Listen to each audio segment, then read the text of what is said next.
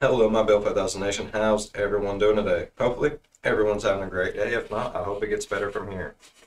Alright, we are back with a new video. We have actually never done anything from this channel on my channel before, actually, and at all. This is from the Lazy Masquerade channel. The title of this is 4 Creepy YouTuber Mystery Cases. This was actually suggested by a subscriber, Olaf Blaze, so sorry it took so long, bud, but here it is. Sometimes it just takes your boy a minute. I'm getting feeble-minded in my old age. Alright,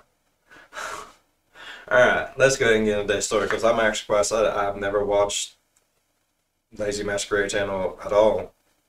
So, I'm really intrigued to see what it's all about. Alright. Let's go ahead and get into this story. Go ahead, turn them lights down low, put on something comfy, cuddle up with someone special. Let's get, I don't know, let's get something. Let's get something. Somehow, somewhere, some way. Today's video is sponsored by Raycon.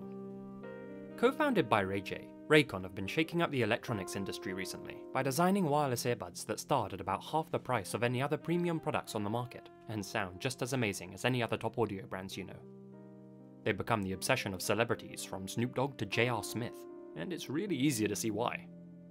Raycon earbuds give you 6 hours of playtime, seamless Bluetooth pairing, more bass, and a more compact design for a comfortable, noise-isolating fit. They come in a range of fun colours and patterns with a variety of fit options to choose from, and best of all, no dangling wires or stems getting in the way of things. Now, many of us have been spending a lot of time indoors recently, and like a lot of people, I've been looking for ways to reduce my screen time without completely unplugging myself from my devices. Easier said than done, but a pair of Raycons have been a great help in that regard, as they let you bring your favourite content with you wherever you go. I can catch up on the news while I'm out and about, zone out to my favourite albums while I'm writing or exercising, or chill at home listening to my favourite YouTube horror creators. The clear and crisp audio quality that you get with a pair of Raycon earbuds truly helps keep you immersed in whatever you're listening to, all without the need to keep your eyes glued to your phone, computer, tablet or TV. Right now, Raycon have a spine-chilling discount available for all of my viewers. Click the link in the description box below, or go to buyraycon.com/masquerade to get 15% off your Raycon purchase. With Raycon's 45-day free return policy, you've really got nothing to lose. So again, that's buyraycon.com/masquerade, or click the link in the description box, and be a part of the next wave of premium wireless audio.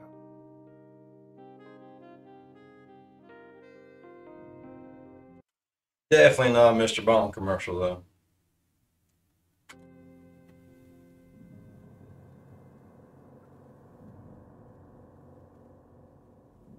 Let's start things off with a recent and horrific case. 30-year-old Stannis Lavreshetnikov was a YouTuber from Russia who gained a small fanbase with his video game-related content, which he uploaded to his channel, Stas Replay. When he wasn't making gaming videos, you could usually find Stas live streaming on the site, or more accurately, trash streaming. Trash streams are pretty much bottom-of-the-barrel entertainment, where viewers pay the streamer money to do embarrassing things on camera. As you can imagine, depending on the sordidness of the audience and the brazenness of the streamer, these types of live shows can go south pretty quickly. With the internet being what it is, that happens quite often, and happened regularly on the Stas Replay channel. Stas had a reputation for being cruel to his quote-unquote co-stars during the live streams, doing things like pepper spraying his girlfriend multiple times, forcing another man to drink oil, all for the sake of donations. Even still, no. Fuck that! I ain't drinking oil for no one for no amount of money. And I'll be damned that little son of a bitch with a pepper sprayed me. I don't give a shit who was paying who what with what. I would have beat the brakes off of him. But he expected things to go as far as they did during the Russians' final livestream. On December 2nd of last year, Stas and his girlfriend Valentina were streaming live alongside their mutual friend, Marina. To begin with, they streamed themselves eating, drinking and just hanging out. Things eventually took a turn for the worse, however, when a viewer suddenly paid Stas $1,000. This payment came with a request. I want you to beat Valentina and lock her outside in the freezing cold. This is when the stream became uncomfortable viewing. Seeing how much the guy had paid, Stas wanted to honor the request. The couple began screaming and arguing with each other, and things escalated to the point where Valentina grabbed a blade from the kitchen and held it out in front of her for protection. Undeterred, Stas tore off all of Valentina's clothes, poured cold water all over her, and began dragging her towards the balcony. Okay, I don't think the guy... Is that the guy that... What? Is that what he requested? Because I'm pretty sure it was like beat her and then throw her outside. Why did he rip her clothes off, douse her in cold water, and then throw her outside? I think he did that all on his own right there. What? She desperately tried to grab a jacket, but Stas refused to let her. He tossed her outside without anything to keep her warm, and locked the balcony doors. This being Moscow in the wintertime, the temperature outside was sub-zero, around -8 degrees Celsius. I don't care how much someone donates to me, I would never do that to another human being, individual. I wouldn't even do that to a damn animal. That's just stupid. That's stupid. The stream continued with just Stas and Marina, though all the while, Valentina could be heard banging on the door outside, begging to be let back in. Though Marina appeared concerned, Stas was apathetic to her pleas, and he left Valentina outside on the veranda for over 2 hours. He wanted his anonymous benefactor to get his money's worth. Time went by, and Marina left, leaving Stas alone in the apartment. When he finally went to let Valentina back inside, he found her unconscious, her skin a whitish blue. With the camera still rolling, he dragged her back inside for all his viewers to see. Finally realizing what had happened, he began trying to wake Valentina up, and could be heard saying things on stream like, "Valia, are you alive? My bunny, what's wrong with you? Bunny, come on, tell me something. I'm worrying."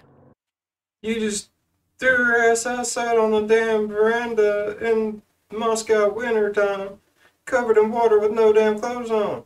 You're fucking stupid if you think she's gonna be alright after that. And you're even more dumb than asking her, "What's wrong with you?" Damn, I can't feel a heartbeat.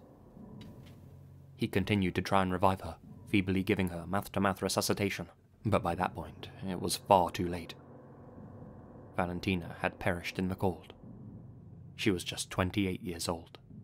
She was in the early stages of pregnancy. It was later confirmed that a blow to the head from Stas may have contributed to her demise.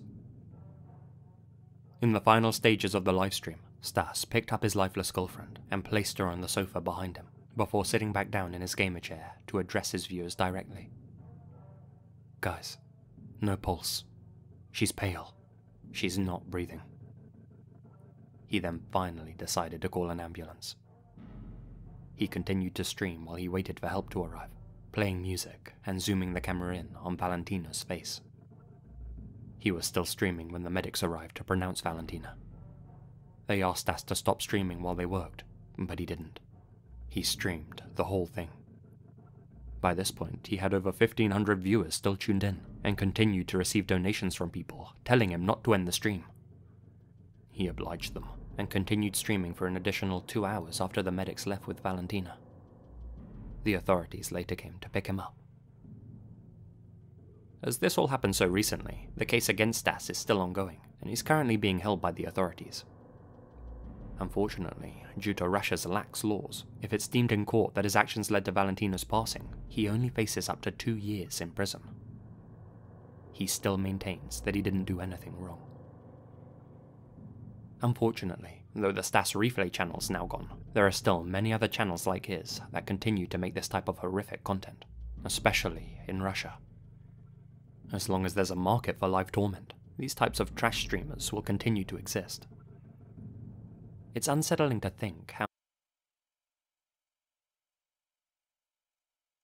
There's truly some truly fucked up individuals out there.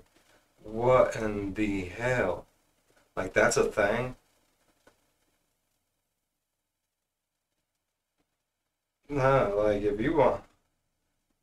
I'm sorry, don't donate to me if you think I'm going to do something stupid. Well, stupid, yes, but that kind of stupid, no.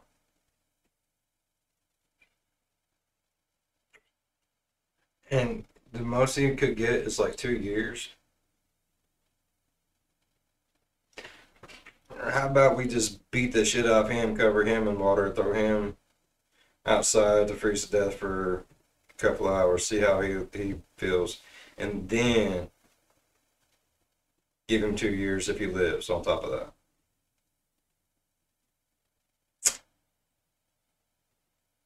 Little some bitch deserves to be shot in the damn face. I'm sorry. No. Mm-mm. I don't care. I don't care. As a person, he could have been like, no.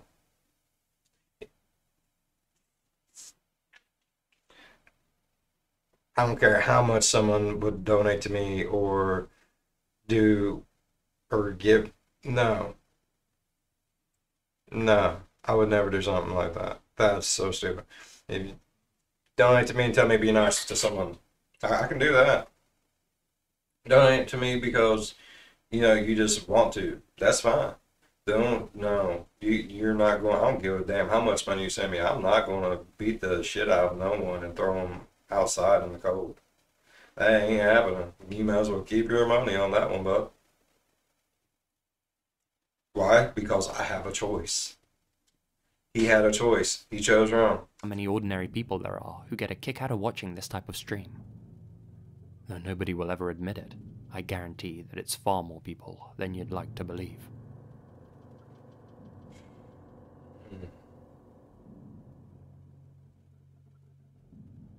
With 21 million views and counting, I'm sure many of you have heard about this video. Saif was an extremely popular YouTuber with more than 6 million subscribers under her belt. She became popular for her PUBG series, but gained worldwide attention in January of this year when she uploaded her final video. The young Syrian who... Sorry, but I've never heard of her. I don't watch a lot of gaming videos, and I'll tell you what, I like to play the game myself. I don't want it to get ruined, so I don't watch channels like that. Yeah.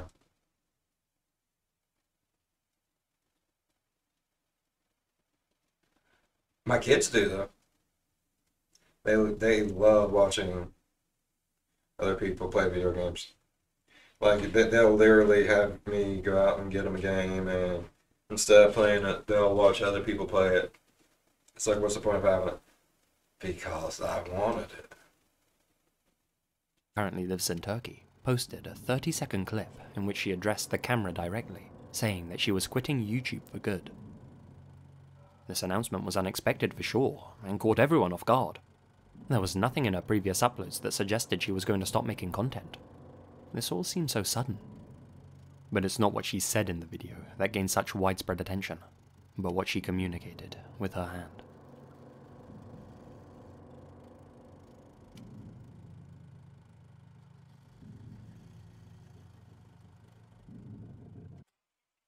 For those that don't know, that means abuse. She's being abused.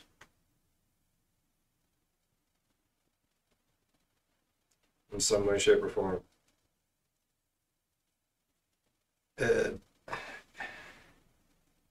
It's not well known in a lot of places, and a lot of people don't know that, but that means she feels like her life is in danger or harmed by someone she loves or cares about tremendously. Boyfriend, husband, significant other, whatever her preference. If you ever see that, come across that, they're asking for help. Call the police, do whatever. That gesture is a CWA signal. It means, help me. A way for women to silently call for help. This had everyone concerned for her safety, especially since she also stopped posting on her social media accounts. After this video was uploaded, there was no word from her about her well-being or whereabouts, leading many people to believe that the young YouTuber was either in great peril or was already dead. Her fans rallied and started posting all over Twitter to draw attention to her mysterious disappearance.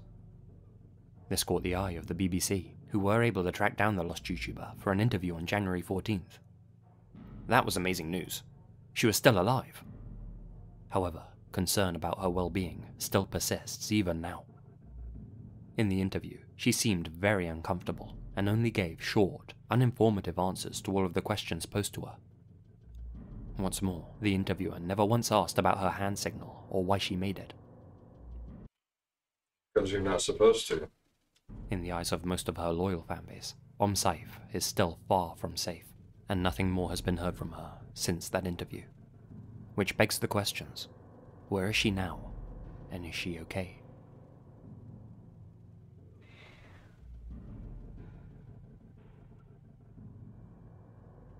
Let's make things a little more mysterious now.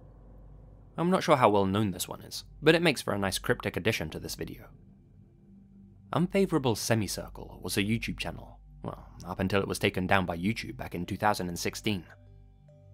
It often gets cited as the site's strangest and most cryptic mystery. It all started back in 2015. On April 5th, the channel started regularly uploading strange videos. And when I say regularly, I mean constantly. They were posting 3 videos every minute. By the time they were banned, Unfavorable Semicircle had uploaded a whopping 72,000 videos. Almost all of these uploads followed a similar pattern. The title of each video consisted of a Sagittarius symbol, followed by either a string of 6 seemingly random numbers, or words like brother or fond. The visual element was either an abstract, pixelated image, or just a plain brown background with a small coloured dot which moved about in the frame.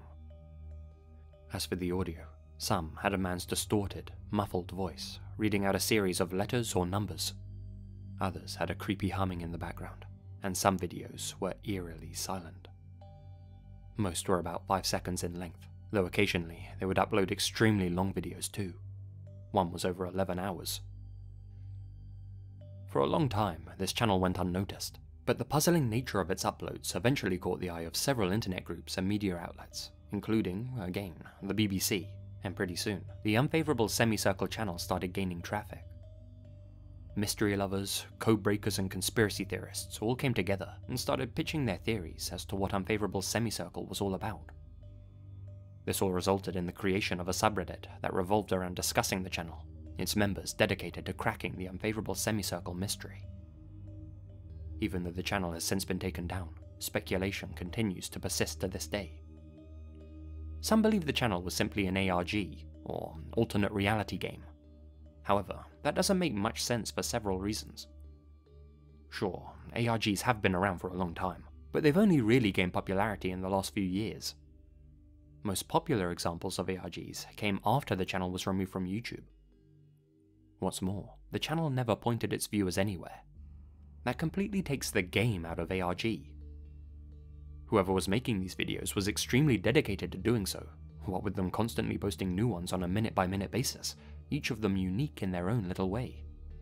If you're going to put that much effort into an ARG project, surely you'd want some sort of payoff, for your viewers to follow your breadcrumbs somewhere. Some say that this was just an internet troll posting meaningless videos, but again, the level of dedication compared to the little reward they got makes this seem unlikely too. Others think that this was just some sort of abstract art project, or maybe a viral marketing campaign. Some less innocent theories include this being a recruitment puzzle for some sort of group or cult, a number station for organizations to share secret coded information, or the most compelling theory of them all, aliens. Yeah, they can't all be believable, but still, each of the other theories have their problems too. I mean, what if it is, like, I watched this one movie a while ago, and there's this radio station. Guy listened to it all the time, and then one day the number changed. Just by 1 digit. And it meant for him to do something. So, I mean, that's not unusual. I mean, in order to come up with these things, they have to originate from somewhere, right? The channel wasn't banned until a year after it started uploading, and even after that, it continued to post cryptic, garbled messages on both Twitter and Google+, and even made a second YouTube account to continue uploading videos. Since this has all been going on for so long, it seems highly unlikely to be a marketing campaign, and it's never alluded to any product or service whatsoever. If it's an art student's project, then it's extremely elaborate for something that doesn't convey any deep meaning. If it's a recruitment puzzle for some group, then it wasn't a very good one, since to this day, nobody's been able to decode the videos or extract any kind of hidden message in them. If it's some sort of code, there doesn't appear to be any real pattern to it. That is, unless there's a hidden key that somebody was using to translate the coded messages. Perhaps the video titles and spoken numbers and letters had some deep meaning after all. Enthusiasts have manipulated each of the videos, playing with the pitch and speed to try and find some secret information hidden within them. They've been analysed frame by frame, their metadata has been sleuthed through, and yet we're still no closer to cracking the Unfavorable Semicircle mystery today than we were back when the channel was still active. The only thing we do know is that the evidence suggests someone was behind the channel, and that this wasn't the work of some computer program gone wild. Their intention behind uploading all these cryptic videos, well, that's a question we may never learn the answer to. Maybe that was all that the person wanted to do in the first place, was get people so about it, to where now they've spent years trying to figure out something that could just be Bo. Maybe that was their intent all along. Or maybe it's aliens. I say it's Bigfoot. Gotta be Bigfoot.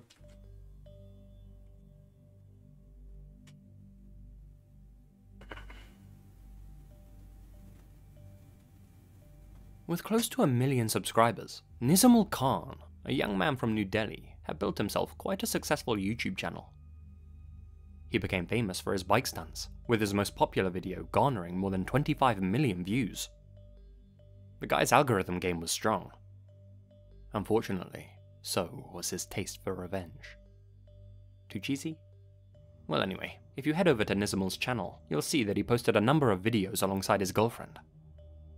The pair were deeply in love, and Nisman was planning to ask the girl for her hand in marriage. The girl's brother, Kamal Sharma, was seriously against that idea. Kamal would frequently stop his sister from seeing Nisman, and the two men had come to blows in the past over the issue. It got to the point where Kamal gave Nisman a final warning to stay away from his sister, saying that the pair of them would never have his blessing. Kamal also took away his sister's mobile phone so that the pair couldn't communicate via text anymore. This enraged Nisman, who gathered two of his friends, Sumit Sharma and Amit Gupta.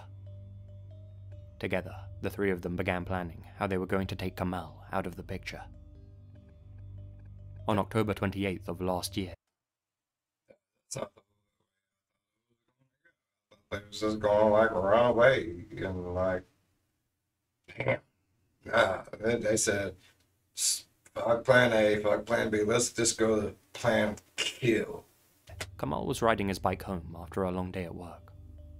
Little did he realize he was being followed by the famous YouTuber and his henchmen.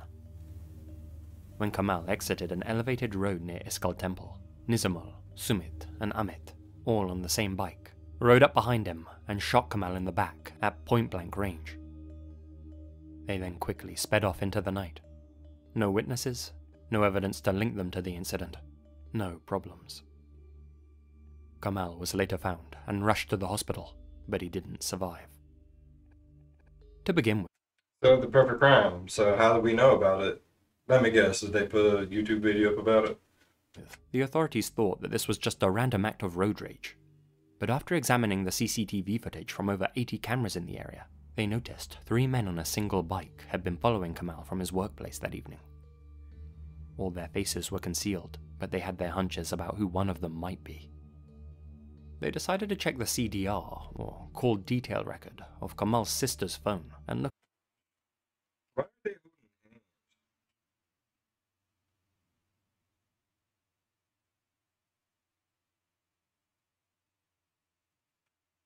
But he's got him by. Why are you holding that one's hand? Is he that scared? Dude, you shouldn't kill someone if you're that Look scared. at her message history. Well, she must have got her phone back from her big brother, because she had been in contact with Nizamal around the time of the incident.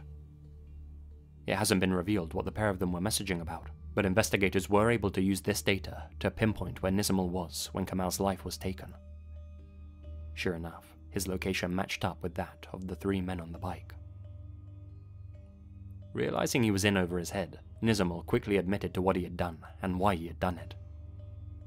Senior officer, and man with possibly the coolest name in all of India, Love Kumar, said that Nizimal had used the money that he had made from his YouTube videos to pay his associates, Sumit and Amit. As to whether Nizimal's girlfriend knew about the plan to kill her brother, Love Kumar said that that part was still under investigation. Nizimal's viewers were shocked when the news broke. He always came across as such a funny, friendly, happy guy in his videos. No doubt after building such a successful life for himself, Nizimal felt invincible, like he could get away with anything. Well, that turned out not to be the case, and if you head over to his channel right now, you'll see that most of his fans turned against him too, unsubscribing in their thousands and leaving comments about their disappointment and disgust. If anything, this case goes to show that even when a creator publishes their entire life on the internet for the whole world to watch, all you ever really see is the YouTuber, their construct, not the real person behind the camera. But you don't have to worry about Papa Lazy though. I don't even have a camera. Just a disembodied voice reminding you to stay spooky.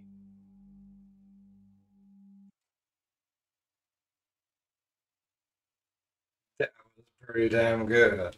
I liked it. Never watched them before, never even heard of them. Thank you for the suggestion, my friend. Like, that's amazing. Alright. If y'all enjoyed today's video as much as I enjoyed today's video, please leave a thumbs up. If you're a fan of the spooky, scary, strange, deranged, think about subscribing, because that's what we do. And that was good. I liked that. That was a little bit of everything. Alright. As always, be good to one another. I'll see you in the next one. Bye-bye. I'll tell you what, that one little sumbitch would have threw me outside but I was naked covered in water. Shit. I would have let my hand freeze and then punched through there and then went there and then punched through his damn face. Bet me. Bet me.